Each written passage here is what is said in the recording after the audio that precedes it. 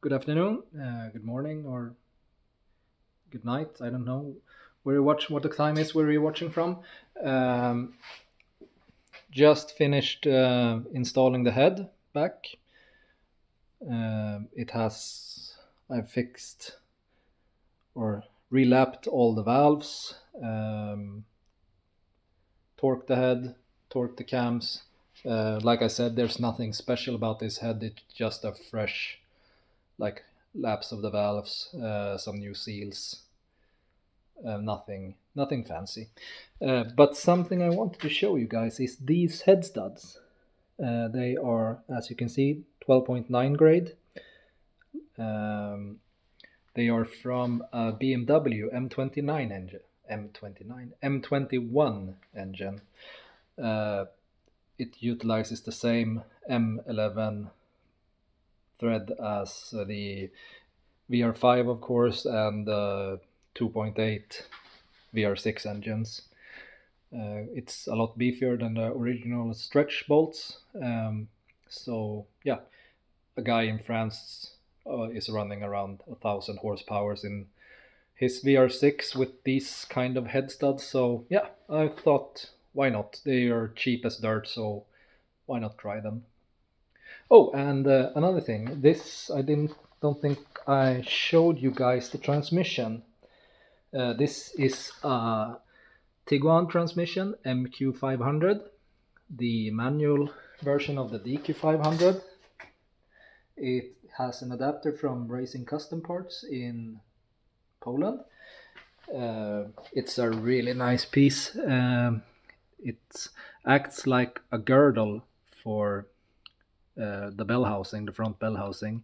So I actually think it strengthens it quite a bit. However, I don't know of any transmissions that break just around here. It's usually in the back where all the gears are.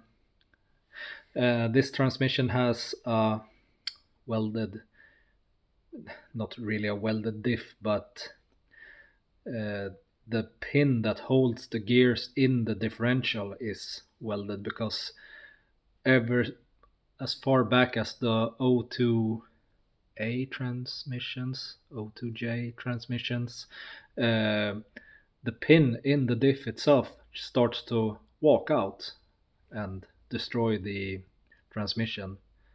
So that's a weak point I have fixed. I know the DQ500 transmissions has this issue. I have a friend that blew his up that way, so that won't happen to this transmission. So still using a stock diff. The rear Haldex will be welded, so yeah, no one wheel peel here.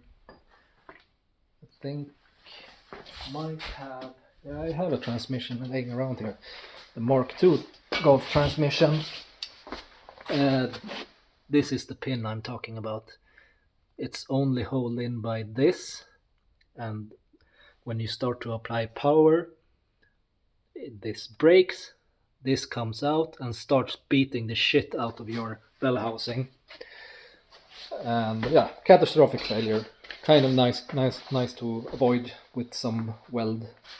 I just weld the pin in place and never had an issue since. I've actually never blown a differential in a O2 M transmission in that car. I've blown everything else but not the diff. So yeah, and the reason for this transmission is O2M transmissions. I had the fourth gear support, I had the solid axle, yeah, gear axle inside the transmission. I had, yeah, basically every reinforcement you can have on a stock gear set. It still broke fourth every single time. I don't feel like spending any more money on the O2M transmission, so I think the MQ500 is the way to go for now. Maybe I'll that even faster, I don't know. But this car will be very light, so I hope the drivetrain will last a bit longer in this car. The Mark II is, it's a full weight car. It has leather interior, it has every sound deadening possible. It's a pretty heavy car. It's a Mark II, so not that heavy, but a lot heavier than this. So yeah, I think that will do it for this update. So